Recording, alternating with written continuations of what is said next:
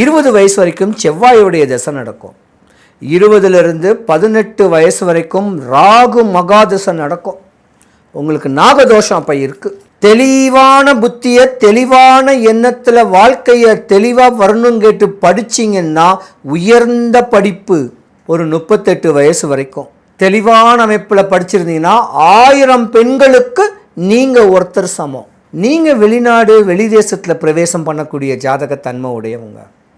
ஏன்னா ராகு தசைங்கிறது இன்பத்தையே கொடுக்கக்கூடியது. சொத்து சுகம் வண்டி வாகனம் எல்லாமே அமையும்.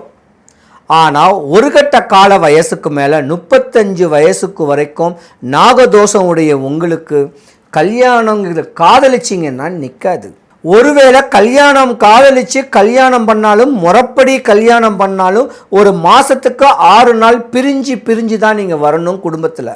இப்படி இருந்தீங்கன்னா 35-40 வயசுக்கு மேலே அதிகார தோரணையான ஒரு வேலையில் ஒரு உயர் பதவி, இப்படி யோகங்கள் நிறைஞ்சு இருக்கக்கூடிய 50 வயசு வரைக்கும் சூப்பராக இருப்பீங்க.